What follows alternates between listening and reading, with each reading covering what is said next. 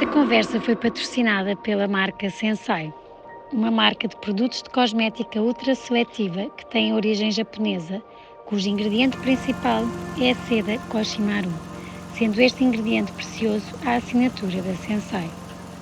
Ao longo da história japonesa, Koshimaru Silk foi altamente conhecida como uma seda excepcionalmente leve, suave e radiosa, outrora reservada para a família imperial. Hoje, Koshimaru Silk continua ainda a ser reconhecida como a seda mais preciosa de todas. A Sensai descobriu que as peles das mãos das fiandeiras da seda permaneciam sempre jovens e sedosas. Ao investigarem, os cientistas descobriram que Koshimaru Silk tem a capacidade exclusiva de promover a produção de ácido hialurónico, uma substância natural presente na própria pele, sendo essencial para a hidratar e nutrir, fazendo com que a pele alcance a lendária pele japonesa perfeitamente sedosa. Com os produtos Sensai, a pele fica instantaneamente suave, devolvendo-lhe conforto e flexibilidade. Para a marca, não é o tempo que atravessa a mulher, é a mulher que atravessa o tempo. Obrigada, Sensai, por apostarem não só na beleza, mas também na saúde e bem-estar das pessoas. Olá, atletas, sejam bem-vindos ao DAM, o podcast onde a vida é vivida na desportiva e onde nos propomos a descobrir o atleta que vive na nossa mente. A atleta de hoje é a Inês Grancha e o seu desporto é o rally. Olá, Inês. Olá, obrigada. Obrigada, Inês, por teres aceito o convite, por estares aqui connosco. E vamos começar já com a pergunta da praxe. O que é que para ti é ser atleta? Boa. Uma pessoa não está preparada para o que vem. Então, não, isto é ótimo, que é o que vai sair, não é? O que é para mim ser atleta? É dar sempre o melhor. É não pensar sempre que qualquer resultado chega. É querer ser sempre a melhor e, no meu caso, no meu desporto, atingir sempre o lugar mais alto do pódio. Isso, para mim, é ter convicção, ter garra, lutar sempre por ser melhor e querer o melhor. Eu acho que isso define um verdadeiro atleta. Acho que a garra tem como base isso. E nunca esquecendo uma coisa que eu digo sempre para mim, que é muito importante, que é a humildade. Isso eu acho que tem que fazer parte de qualquer atleta, porque só assim é que também se vai conseguindo subir degraus e subir na vida, e na vida enquanto atleta. Mas eu acho que é essa a base. Quando é que percebeste na tua vida que querias ser atleta? Bem, na verdade foi-me imposto. Em miúda foi-me completamente imposto. Eu era muito menininha do balé, do piano, do canto. E aos 9 anos meu pai chegou a casa com um kart cross. Eu pensei, nem pensar, isto é de rapazes, não é? E nós vivíamos muito neste mundo, homens uma coisa, mulheres outra. E o meu pai adorava que eu fosse piloto. E então começou-me a dar aulas, nós tínhamos um terreno enorme em casa, e a dar aulas, portanto foi uma imposição. Mas eu, aos bocadinhos, fui gostando daquilo. Portanto, tinha a minha vertente muito menina e aquela vertente de descarregar energia e comecei a gostar. E era todos os dias. Carro, todos os dias aprendi a conduzir carro com mudanças logo aos 12, portanto, tudo assim muito rápido. Mas nunca pensei chegar onde cheguei hoje, não é? Mas começou assim. E depois, aos 16, nós só podíamos ser federados a partir dos 18, para piloto. Aos 16 já se podia ser copiloto. E eu fui, para me ambientar aos ralis, fui experimentar, sem grandes expectativas, e cheguei a casa e disse, pai, acabou a ideia de piloto, não quero nada disso, eu quero ser copiloto, porque é um trabalho, achava eu, não é que os pilotos não valiam nada, não é assim? E adorei, fiquei mesmo fascinada com aquilo, e disse, é mesmo isto que eu quero fazer. E pronto, e foi assim a história de como comecei e como me agarrei a isto desta forma, assim. E do querer fazer ao fazer, o que é que exige esse processo todo? Bem, lá está, como eu disse, que começou uma imposição e depois comecei a criar gosto. Mas gosto como hobby. Eu sempre levei as coisas todas muito leves. Nunca fui muito de pensar, principalmente nos problemas da vida ou nas coisas piores na vida. Fui sempre rolando, deixando ir. E lá está, eu comecei antes de tirar um curso, comecei antes de tudo, não é? Tudo era fácil. Depois começaram a vir as obrigações da vida, não é? Faculdade, etc. E foi difícil gerir tudo. Mas eu olhei sempre isto como um hobby, uma diversão e para mim um momento de descarga e de poder ser eu e o meu momento, sem pensar em mais nada. E, só que pronto, felizmente foi correndo muito bem e depois tive uma grande proposta, porque nos ralis, para quem não percebe de ralis, eu costumo explicar que o nível que eu faço de ralis é igualando ao futebol, que é que toda a gente percebe, é igual a um Benfica Sporting Porto. Portanto, ter uma mulher nova, ter um convite para uma equipa oficial e de topo, parecia-me inacreditável. E claro que eu nem pensei duas vezes, não é? Foi logo, siga. E portanto as coisas ficaram mais sérias e portanto deixou de ser o querer a ser mesmo uma coisa a sério. Como é que se faz essa transição? Lá está, eu não penso muito, eu vou. Mesmo quando tenho medo é uma coisa que eu vou. Depois logo se vê.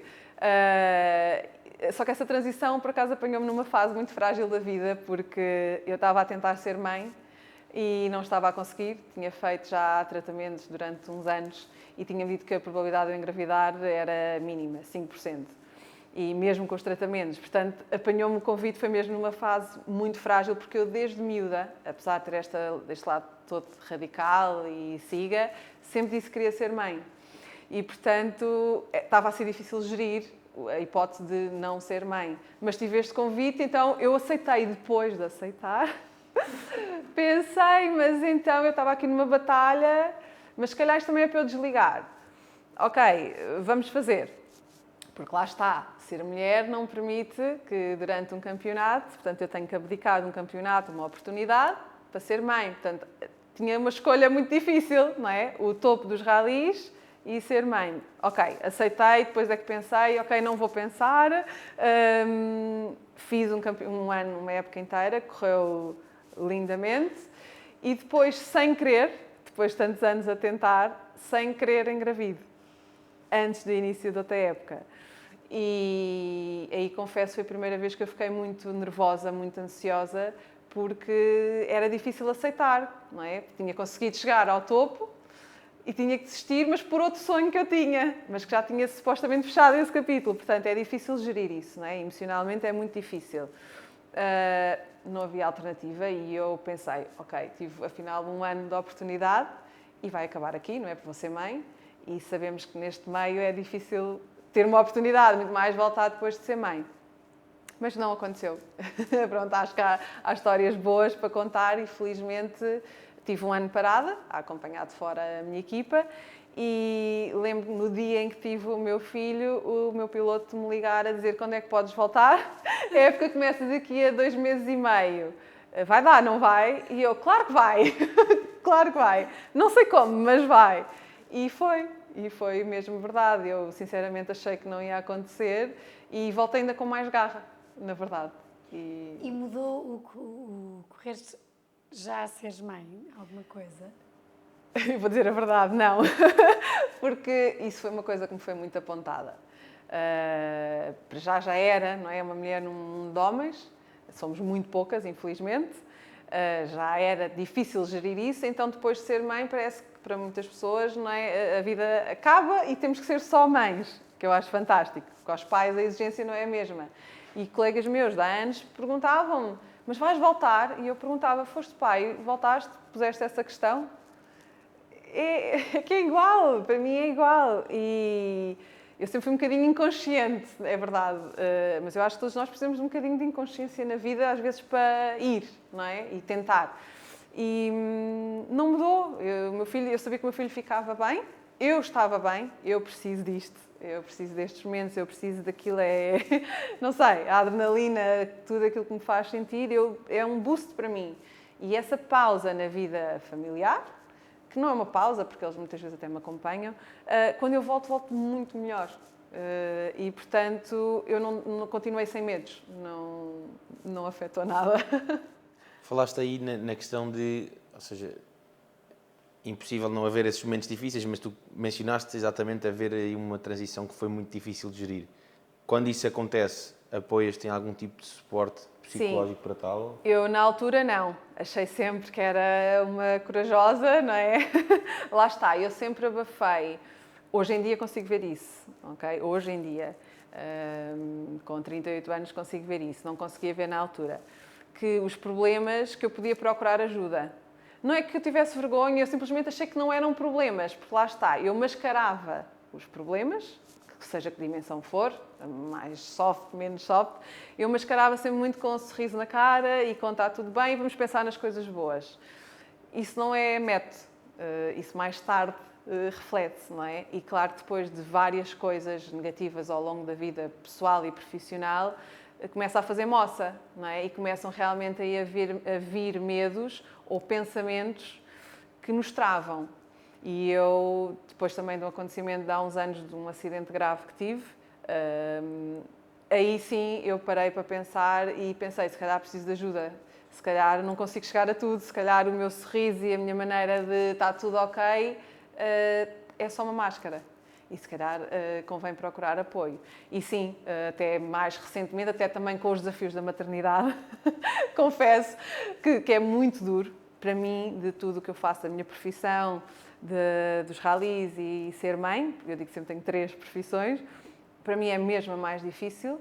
E um acumular de situações ao longo da vida pessoal, profissional e a maternidade, sim, fez-me procurar apoio relativamente uma época mais recente, mas eu sei que é por acumular tudo e que já devia ter procurado antes. E digo isso sempre agora às pessoas que eu conheço ou miúdas mais novas que me procuram e pedem conselhos porque querem começar e é difícil entrar no mundo de homens, etc. Eu digo isso, se não te sentes forte, se não te sentes capaz e acreditas em ti e no que tu és capaz, vai na mesma, mas vai com apoio. E era o que eu teria feito se pudesse recuar. Porque no mundo de homens, tu consegues ser quem és realmente ou tens que usar uma máscara e criar quase que outra Inês para te impor? Sim. Sim. Às vezes sem querer, não é que seja uma coisa muito pensada, delineada, mas eu senti que tive que criar isso. Tanto que as pessoas depois realmente me conhecem passado um tempo, dizem, mas afinal, as pessoas ficavam muito com a ideia, eu vou usar esta expressão porque era mesmo uma coisa que me diziam com muita frequência, que era uma nariz empinado, muito antissocial, e eu não sou nada disso, nada. E as pessoas ao fim de me conhecerem dizem mesmo isso, caramba, mudei a ideia sobre ti, não tem nada a ver, parece que é outra Inês, são 2 Ineses. E analisando, é verdade, sem querer, eu tive que criar uma Inês porque num meio só de homens, seja nos ralis ou eu acho que noutro meio, mas este é o meu meio, não podes ser muito simpática, não podes dar muito, porque as coisas facilmente são confundidas, não é? Portanto, as pessoas acham sempre que há outro lado da história. E não há. Independentemente de eu estar solteira, não estar solteira, ser casada, não ser casada, não é? Mas as coisas ficam confusas. E, portanto, eu criava sempre uma máscara, assim, uma defesa, uma proteção. E às vezes queria-me dar mais com as pessoas. Eu adoro conviver, adoro estar com pessoas. E não o podia fazer. Sim, não, portanto, eram 2 Ineses diferentes. Quando sinto segurança, quando sinto que as pessoas percebem, sim, abro e sou a Inês risonha, brincalhona, que toca, eu sou muito de toque. Gosto muito de abraços, chego o meu piloto, dou-lhe um abraço. É muito engraçado que as pessoas, às vezes o meu marido ao lado e toda a gente acha que eu sou casada com o meu piloto, porque também já são muitos anos e tem que haver, inevitavelmente, uma cumplicidade muito grande para que as coisas funcionem. E é giro hoje em dia que as pessoas, hoje em dia, já percebem isso e acham piada. Inicialmente não é? Muitos burburinhos. E, portanto, é triste, eu acho que é triste, porque as mulheres podem ser amigas de homens, podem ter intimidade, proximidade. Eu tenho 2 grandes amigos, um deles, que eu digo sempre, eu tenho 2 melhores amigos, um deles é um homem. E é do meio dos ralis, e, portanto, por que não? Porque é que tem sempre que haver outro, não é? Mas a pessoa realmente, inevitavelmente, tem que pôr uma máscara e tem que se proteger, porque são as coisas rapidamente escamam para o outro lado e criamos, não é, situações desagradáveis. Pegando nessa dinâmica, queres-nos dar um bocadinho de visibilidade sobre o que se passa dentro do carro? Sim, dentro do carro a equipa tem que funcionar mesmo sempre em conjunto, ou seja, somos 3, o carro, o piloto e o copiloto têm que estar sempre em sintonia, sempre. Há um grande trabalho por trás e não só no rally, não é? Nós não trabalhamos só naquela semana do rally, é um trabalho que é feito para trás, mas pronto, dentro do carro tem que existir uma relação, como eu estava a dizer, cumplicidade para mim é a palavra-chave, é igual a um casamento, é que é mesmo. Nós temos que nos conhecer, temos que saber o que é que cada um quer, se calhar às vezes só com um olhar. E uma equipa que é assim funciona de certeza. Se não for, não vai funcionar. Porque nada pode falhar nem sequer ao milésimo de segundo. Eu não posso atrasar uma milésima de segundo naquilo que vou dizer, nem alterar aquilo que o meu piloto quer ouvir.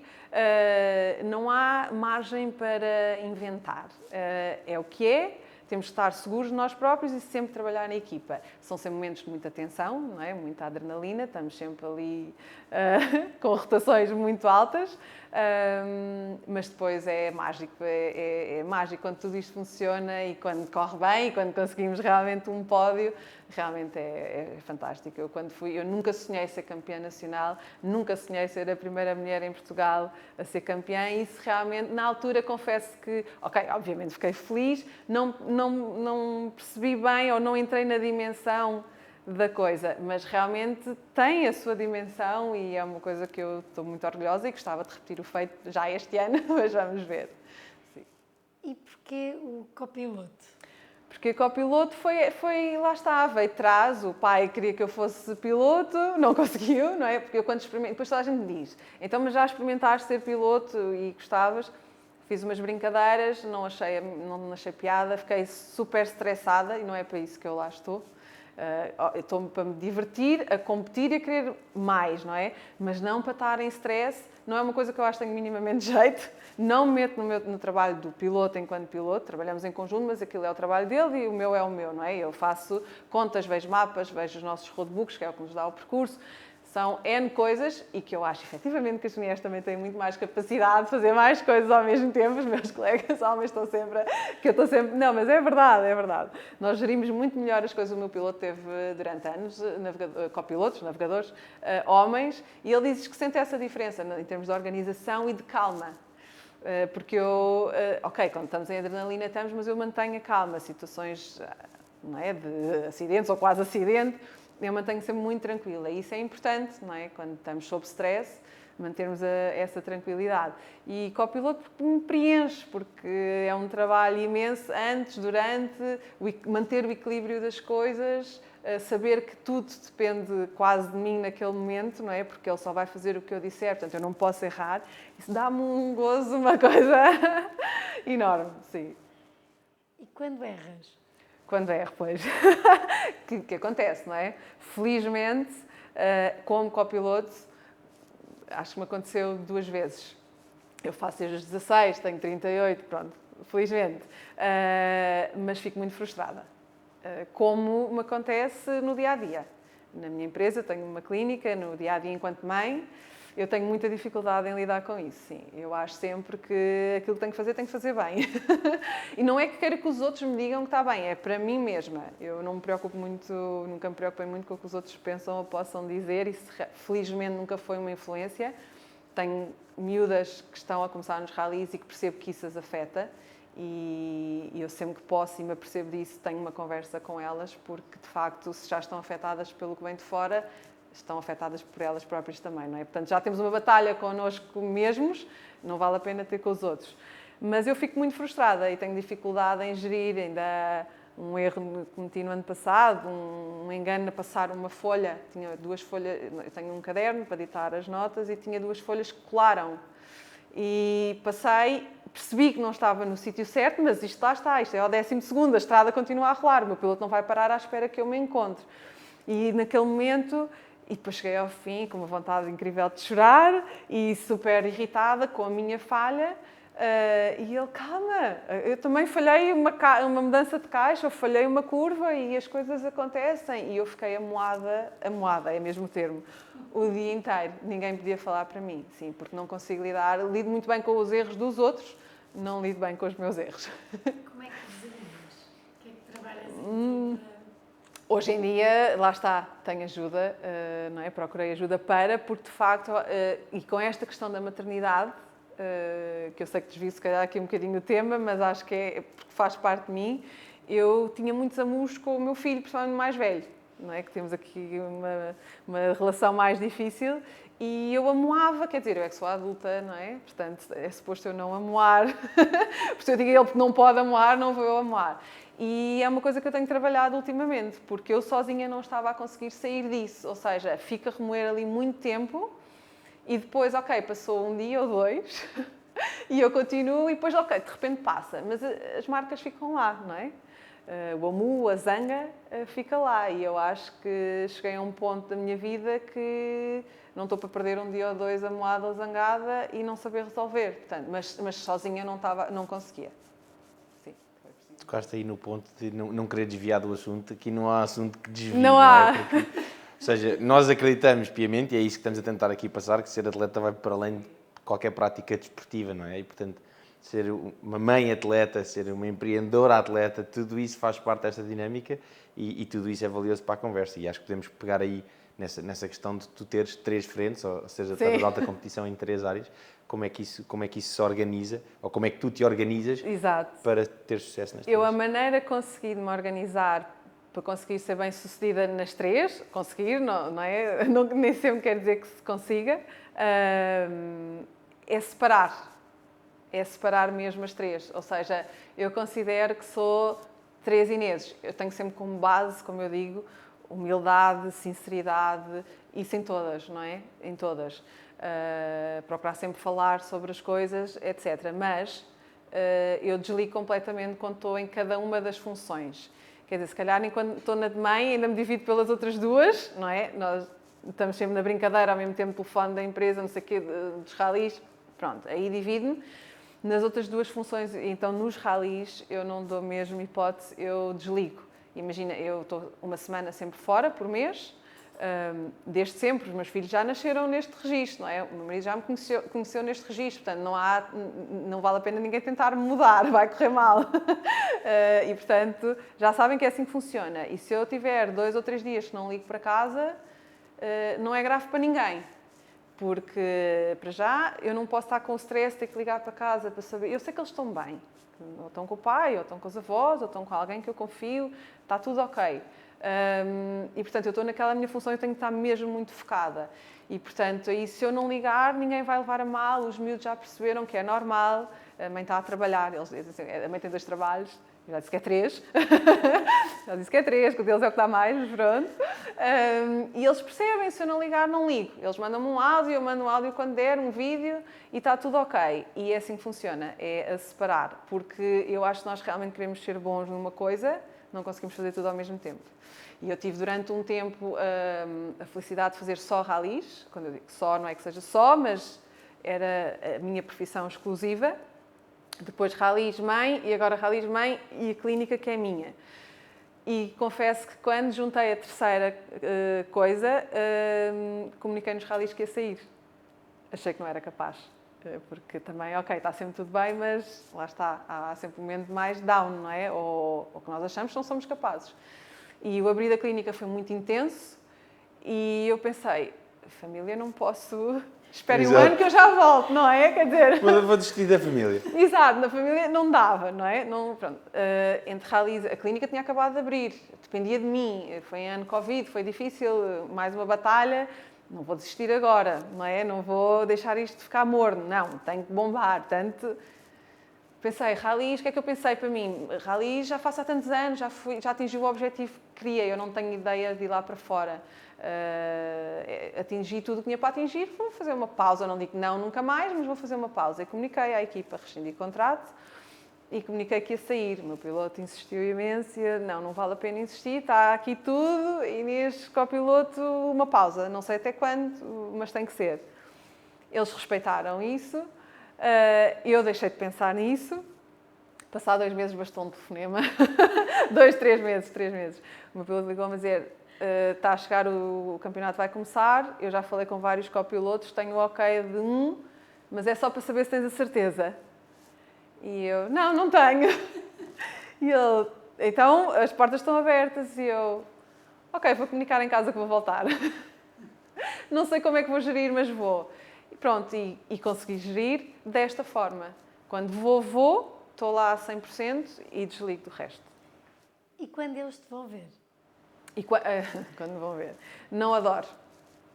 Eu sei que tenho amigos atletas que gostam muito e adoram que a família esteja. Eles sabem disto, não é novidade para eles, não gosto. Aliás, meus pais estão proibidíssimos, acompanharam-me em miúda enquanto fazia parte. E eu acho que hoje em dia a mim causa muito stress eles estarem lá. porque saber se estão bem, depois é assim, nós estamos num momento de adrenalina grande, depois temos sempre umas pausas de meia hora em que vamos à assistência para o carro, ter assistência e os mecânicos verem, e enquanto nós comemos ou discutimos alguma coisa, e a família estar lá, e depois eu nem sequer também ir ter com eles, é estranho, e é uma pressão que eu dispenso nesse momento, já tenho outra pressão. Então, gosto de saber que eles até vão, mas não me aparecem à frente até ao final. E é fácil, para mim, tenho esse trabalho facilitado. O meu marido é do meio, sabe perfeitamente o que é que se sente e como é que as coisas funcionam e, portanto, evita ao máximo. E se vai, às vezes nem me diz que vai ou não me diz onde é que está, não falo com ele o dia inteiro. No final aparecem e está tudo ok. Os miúdos são pequenos, não é? Começaram mais agora a ir, ela adora, ele não liga a nada, ele quer me ir ver, portanto... Claro que eu adoro chegar e vê-los, mas no fim, sentir que estão lá e para mim causa mais pressão, mais ansiedade e eu preciso mesmo de estar desligada. Eu sinto que preciso disso. Pode ser frio da minha parte, mas é a minha estratégia e é como funciona para mim. E quando foi o acidente? Sim. Como é que foi? Aqui, para também quem nos ouve e não investigou a tua vida como nós. Tive um acidente bastante grave há 5 anos. Fiquei acamada quase 3 meses, acamada de barriga para cima, sem nunca sair da cama, portanto, banho na cama, comer na cama, necessidades na cama, tudo na cama, e tinha o meu filho com 1 ano e meio. Foi um abrolhos, acho que não há termo melhor, porque lá está, eu realmente aí percebi que até a certa altura era um bocadinho inconsciente, mas essa inconsciência fazia bem para aquilo que eu fazia. Mas foi um perceber que nós somos frágeis, que não comandamos tudo e que não está sempre tudo bem. E, de facto, quando eu tive o acidente, as primeiras 24 horas não sabiam se eu ia ficar de cadeira de rodas paraplégica. O que é engraçado porque eu era fisioterapeuta e trabalhava só com paraplégicos e tetraplégicos. Portanto, é assim um bocadinho... por muito que eu trabalhasse com eles há 13, 14 anos... e vivesse a vida com eles, não vivia a vida deles. Portanto, quando foi bater na boca muitas vezes, quando eu dizia és capaz, eles a chorar me diziam que não eram capazes, eu senti na pele o que é isso. Só que eu tive uma sorte, foi só 2 ou 3 meses, não é?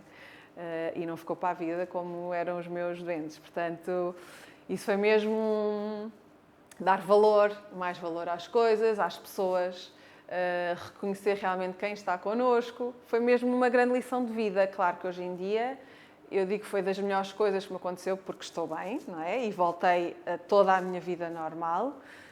Foi um tempo da minha vida que na altura pareceu muito longo, foi 1 ano e meio, acabou por ser 1 ano e meio de recuperação, mas 3 meses muito duros, em que fiquei privada, não é? De estar com o meu filho, ficou em casa com o meu marido, eu fiquei internada num lar, era um lar, porque os hospitais também não podiam ficar com pessoas novas, o que não é? Isto em Portugal é estranho, não há centros de reabilitação para ficarem, tirando Alcoitão, mas para aceitarem estes casos. Portanto, é aqui um turbilhão de emoções. O miúdo com 1 ano e meio, sem perceber nada, ia-me ver, queria trepar para a cama, a esticar-me os braços e eu apenas mexia braços e cabeça. É difícil, não é? Eles todos os dias me foram visitar e isso para mim dava-me realmente muito. Ao início não queria, recusei, porque era duro para mim tê-lo, não tocar, não pegar, não nada. Não queria visitas, não queria nada, mas felizmente os meus amigos conhecem-me muito bem e a minha família e todos os dias eu tinha... Eles diziam-me, isto é uma rotatividade e foi isso que me fez recuperar. Não sabiam sequer se eu ia recuperar. Depois as coisas começaram a correr muito bem, lá está, nunca desisti, desde o primeiro dia na cama, se fosse trabalho de fisioterapia para mexer só dedos, era isso que eu fazia horas infinitas e portanto a recuperação acabou por ser metade do tempo e eu fiquei sem nenhuma limitação e quando o espectável não era nada disso. Tanto que me disseram que não sabiam se eu podia voltar a fazer ralis e aí foi quando bateu mesmo forte. Eu não poder voltar a fazer ralis, que era a minha profissão na altura e era a única coisa que eu queria. Eu confesso que até a parte familiar ficou um bocado de parte. E eu não tenho vergonha de assumir isso. As pessoas ficam sempre muito chocadas quando eu digo isto, mas foi o que eu senti. O que me batia na cabeça constantemente era não vou voltar a fazer ralis.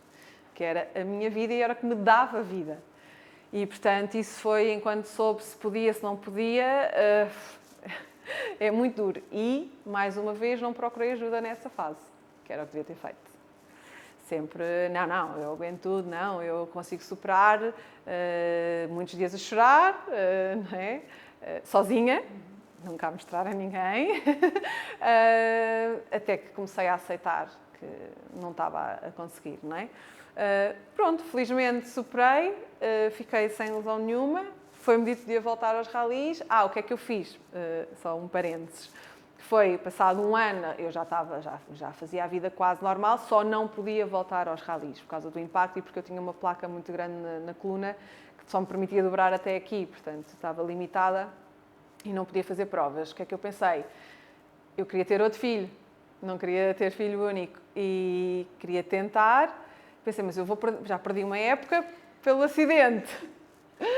Agora estou bem, mais uns tempos de fisioterapia vou ficar bem, mas vou perder outra época. Portanto, ou vou outra vez desistir de ter um filho, ou então, ok, vamos já estragar só uma época de uma vez. E então, incrível, tentei engravidar, que achava que era impossível, não é? Devido ao histórico, e foi à primeira vez. Então, de bacia, eu tinha a coluna e a bacia partida. Ainda de bacia partida, engravidei, tive uma gravidez de risco, tudo bem, propus-me a isso. Era um risco que eu já sabia que ia correr, mas eu pensei, é um ano da minha vida, eu já passei pelo pior. Se eu me safei de uma cadeira, safei-me de morrer, safei-me de uma cadeira de rodas, estou a recuperar, fica a cochear, que não fica lá a saber, vou viver a vida, quero outro filho, vou perder só uma época, está tudo bem, vai já tudo de uma vez.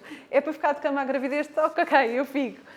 E é incrível, eu acho que a mente tem muito mesmo esta capacidade de te ajudar no resto, porque, por incrível que pareça, os médicos até hoje não sabem como é que eu recuperei tão rápido, como é que eu não fiquei com lesões, como é que eu tive a minha filha e não fiquei de cama. Eu não fiquei de cama, quer dizer, estive super limitada, mas não fiquei de cama. Ela teve que nascer 1 mês e meio antes, para a bacia não partir mais do que aquilo que já estava, mas tudo se fez. E voltei aos ralis outra vez, passado 3 meses. E depois desse trauma, não é? Ou seja, depois do acidente, como é que é essa reinserção na dinâmica que te causa esse trauma? Claro, lá está. Por muito bem que tu estejas e por muito feliz que estejas de voltar a seres tu, ficaram marcas, não é? A primeira vez que me sento num carro, aliás, eu disse que voltava a fazer ralis depois de testar. E o testar era sentar-me num carro e fazer testes com o carro. E sentámos, fizemos, eu tinha que perceber fisicamente e mentalmente como é que eu estava. E mentalmente estava zero, um caco. Porque assim que o carro fazia o movimento que fez quando tive o acidente, a memória vinha. E eu ficava com medo e retraía-me no carro. Isto nunca me tinha acontecido. E eu, para correr assim, não posso correr. Não é justo nem para mim, nem para quem está para a equipa.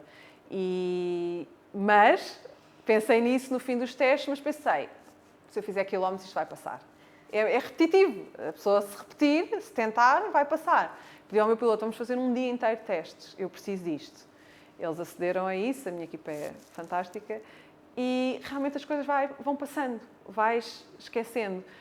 Está a marca? Está. Se volta exatamente a ser... Se ter filhos não implicou em nada mudar nos ralis, ter o acidente com filhos, mudou.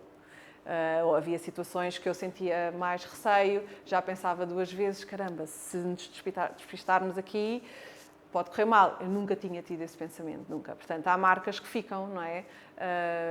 Marcas da vida, ao longo da vida, e isto foi uma marca grande porque senti no próprio corpo, não é? Ficaram, mas que hoje em dia, após 5 anos, eu acho que estão tão tenues, estão lá atrás, também com a ajuda que procurei, o apoio que tenho tido, está tudo ok. Acho que é seguir em frente. E de que forma é que te fez uma melhor copiloto? Fez mais consciente e mais, como é que eu ia dizer, mais envolvida emocionalmente. Eu era muito racional, muito fria, pau, é isto que é para fazer. E essa envolvência emocional com as pessoas da equipa e com o desporto em si, fez sem dúvida de mim uma copiloto melhor e mais responsável, mais, sei lá, mais tudo. Eu acho que sim. E agora, assim, também já não temos muito tempo, mas estávamos a falar em off, enquanto mãe, também qual é que é o teu papel nisto de competitividade e de enquanto mais temos que gerir aqui o ambiente de atleta dos nossos filhos. Exato, portanto, nós sendo atletas lá em casa e eu, o nível mais a sério, para mim era impensável ter filhos que não fizessem desporto, não é? Portanto, foi logo quase como uma obrigação, não queres? Não, vai! Pronto. Portanto, tal como eu acho que foi em miúda, foi um bocadinho imposição. O Duarte, que é o mais velho, ela ainda é pequenina, mas também já está a fazer, mas eu deixei escolher, nunca impus o desporto que eu faço, até porque eu percebi que ele não liga muito. Ele escolheu e começou muito cedo, aos 4 anos e meio, no hóquei, por exemplo, era um vício para ele. O hóquei rapidamente foi se tornando muito sério e o Duarte, por talvez imaturidade da idade e por feitio, não tem o mesmo feitio que eu, por muito que eu gostasse, não tem aquela garra, não tem o tenho medo, siga em frente, começou a bloquear. Começou a querer desistir quando estava a chegar a um nível muito alto do hóquei, que lhe começaram a ser exigidas coisas naturais de quando se evolui, não é? E de ser federado, etc. O Duarte não soube lidar com isso e eu confesso que também não. Porque para mim ele tinha que ser melhor, ele tem que ser melhor, ele não pode participar só por participar. Estávamos a falar isso, não é? Ele tem que, não, assim, dentro da equipa, ele tem que ser melhor que os da equipa, não é? Agora, tem que ir à luta. E não soubemos gerir isso e acabou por uma desistência do Duarte no hóquei. Não é erro de ninguém, eu não acho que seja um erro de ninguém. Foi uma vontade dele que não conseguiu lidar com essas emoções, essas frustrações de não ser o melhor. E eu, que achei que ele tinha que tentar ser o melhor e que não podia desistir, mas percebi que ele ficou tão bloqueado. Ele ia para os jogos e ficava parado simplesmente no campo. E sabia que eu estava a ver. Aquilo era um sinal para todos, não é? Que ele não quer estar ali, não quer estar sob aquela pressão. E eu tive que aceitar que não tenho um filho igual, que não consegue lidar com esses medos, pelo menos para já. E tivemos que o tirar. E agora faz desporto numa de brincadeira e quando se fala em algo mais sério, ele não quer. Ele simplesmente não quer. E, efetivamente, eu tive que perceber que insistir, neste caso dele, não está a funcionar. E estou-lhe a dar tempo, mas não desisti. Mas não desisti, portanto, só estou a dar tempo. Vamos voltar à carga. Sim, sim. Prepara-te, Arte, sim. Também não esqueceu. Sim, sim, sim. Alguma pergunta, João? Temos João aqui Francisco. o João Francisco. Mano, já isto tudo abaixo. Eu fico curioso, porque eu também não tenho, sou como o Eduardo, eu não tenho qualquer ligação aos carros. Mas, ou seja, não tenho qualquer ligação aos carros e depois sinto que, em qualquer circunstância, sinto esse medo de tu dizer. Tipo, aquilo mexe um bocadinho para o lado, tipo...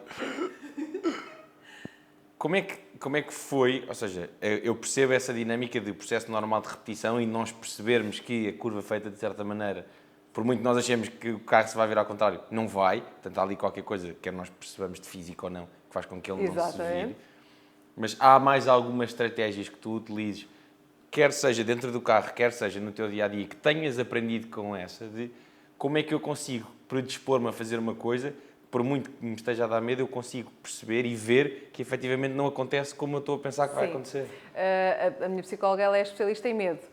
E ela achou sempre muita piada quando começámos a ter consultas, porque ela diz, normalmente as pessoas têm medo e bloqueiam. É os meus casos, 90% dos casos, as pessoas bloqueadas por medo. E eu reajo ao contrário. Eu tenho medo, vou. Ou seja, eu vou. Posso estar a ter medo na altura, mas esse baque, para mim, resulta e funciona. E depois, no fim, eu já fiz e, afinal, consegui. E isso faz-me ultrapassar. E foi isso que eu senti. Eu senti que a repetição ia-me ajudar a perceber que eu era capaz, não é? A não ser que voltasse a acontecer. Depois disso, tivemos um acidente leve, pequeno, e eu fiquei em choque. Okay? Saí do carro, pelo meu pé, tudo na boa, ok? Mas tive uma descarga emocional muito grande. Veio tudo atrás, não é? A carga é pesada, é inevitável, é pesada. Agora, eu sempre fui e continuo a ser. Eu tenho medo e vou. Depois vê-se. E normalmente comigo, não é normalmente, é sempre, resulta, consigo passar a barreira. Portanto, eu tento sempre, quando estou muito bloqueada numa situação, seja profissional, familiar ou o que for, a mim resulta, para além do procurar ajuda, não é, psicológica, resulta sair disso. Não bater naquela tecla, não é? Ou seja, pode parecer estranho o que eu estou a dizer, porque agora eu precisava da repetição, não é? Mas isso era para uma coisa minha mental, que me levava sempre ao acidente. Quando eu percebi que repetir isso não levava sempre ao acidente, ok. Agora, quando tenho um problema e um bloqueio, eu saio dessa situação, nem que vá à rua comprar pão. Não interessa, gomas, o que for, que é uma coisa que eu adoro. Saio daquilo, volto e posso voltar ao mesmo ponto onde parei, mas já passo o obstáculo facilmente. Portanto, não sei se está certo, se está errado. Para mim funciona isso. Funciona desviar atenções e depois volto com muito mais atenção ao problema, à questão em si. É confuso, não sei se me estou a fazer entender. Mas é como funciona para mim, sim. Mais do que isso, do que no momento, por exemplo, imagina, um bloqueio qualquer, por frustração, por zanga, por medo, a minha primeira opção não é procurar ajuda psicológica, ok? Porque eu sei que estou muito frágil naquele momento e não me vai ajudar. Ou seja, o meu processo é desviar atenções, com uma coisa que eu gosto, que eu sei que me faça bem, que me faça respirar. A seguir, ok, se for uma coisa que eu acho mesmo, procuro apoio psicológico e depois volto à questão. Porque, para mim, insistir naquilo só me desgasta, só me destrói. A ajuda psicológica, eu fiz isso logo, procurar logo de imediato e estou a dizer que sim a tudo e não está a entrar nada.